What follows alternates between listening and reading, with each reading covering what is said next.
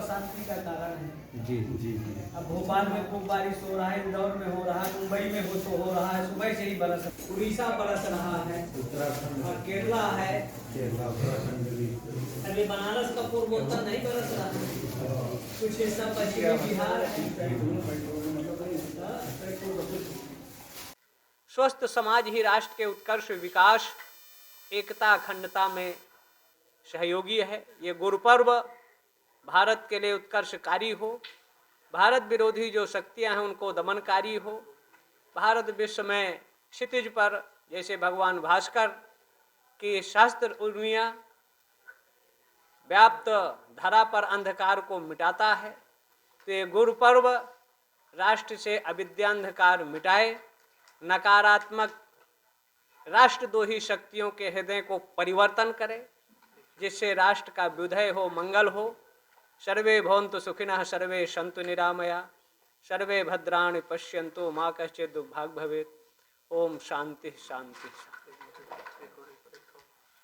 गुरु जी, सावन का महापर्व आ रहा है, तो ऐसे में मस्जिद में शिवलिंग की बात की जा रही है, तो क्या इस बार आप लोग चाहेंगे कि जो शिवलिंग है न्यायालय से कहीं ना कहीं उसे अनुमति मिले कि उसमें दर्शन पूजन भोग राग शुरू किया जाए? क्या मांग करेंगे? न्यायालय के 20% जज राष्ट्रद्रोही शक्तियों से मिले हुए, इसलिए न्यायालय के जजों पर महाभियोग लाया जाए और अनावश्यक एक जज दूसरे जज के क्षेत्र में हस्तक्षेप ना करें। इसलिए आज समय की जरूरत है कि न्यायपालिका की समीक्षा हो और जो जज से केस को ट्रांसफर किया गया, ये जज तो केवल डेटा ही दे रहा है। सुप्रीम कोर्ट कह रहा है कि 4-8 हफ्ते के अंदर इसका डिस्पोजल हो, तो हमें तो नहीं लगता, लेकिन वो मिले नहीं। वो अनादि 55 नील 56 खरब 38 अरब 71 करोड़ 81 लाख से प्राचीन और विश्व का सबसे प्राचीन पुरातन सनातन नगरी ये काशी थी, आज भी है और भविष्य में रहेगा। काशी का कंकड़ कंकड़ शंकर कहलाता है। तो ज्ञानवापी में जो भगवान विश्वेश्वर मई में प्रादुर्भाव हुए, वो कहीं थे ही, लेकिन आक्रांताओं के कब्जे में थे। न्यायालय के हस्तक्षेप से सर्वे हुआ और सनातनी जनता को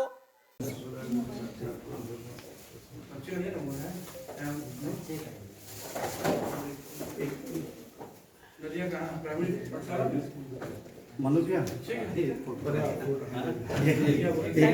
गौर सर इधर से।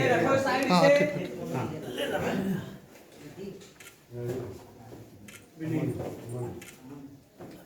आइए गौर सर भैया उस तरफ से जी, बड़े भैया इधर। हाँ उस तरफ। ये गुरुदेव विकास जी हैं, विकास जी के मम्मी पापा आए हैं गुरुदेव का दर्शन करने। ठीक मीटर आओ चालू मीटर काम चालू।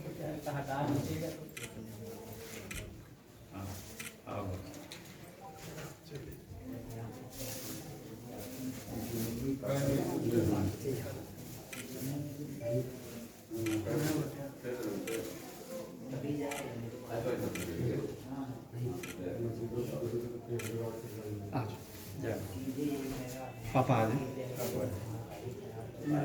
इधर से रास्ते से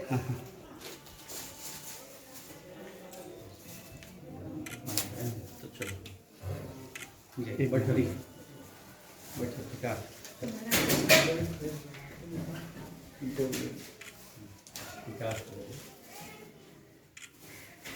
हो गया। आप बोले ना तो थोड़ा करके 11 बजे पहुंच जाएंगे। सही है, हम लोग पेड़ में आ गए, पहले 11 बजे आइए। कहा गया यहाँ विशेष ध्यान रखा जाएगा, वोल्टेज सही रहेगा। इंजीनियर आया, लाइन मैन आया, और उसके बावजूद ये हाल है तो क्या करें? इसलिए आज तो आपका हिंदुओं का परिवार पर्व है। हिंदू एक बाबा चीफ मिनिस्टर है।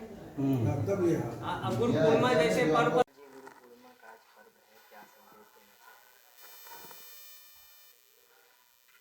गु शब्द अंधकारा स्यात् रोह शब्द निरोधका। व्यक्ति के हृदय में अविद्या अंधकार जो व्याप्त है, तो व्यासोच्छिष्टम जगत सर्वम। भगवान व्यास पूर्णिमा ही गुरु पूर्णिमा के रूप में मनाई जाती है। चराचर जगत में हर व्यक्ति के उत्कर्ष, विकास और सर्वोच्च स्थिति में पहुंचने के लिए किसी न किसी गुरु की आवश्यकता है हर क्षेत्रों में। गुरु का आधार ज्ञान से है।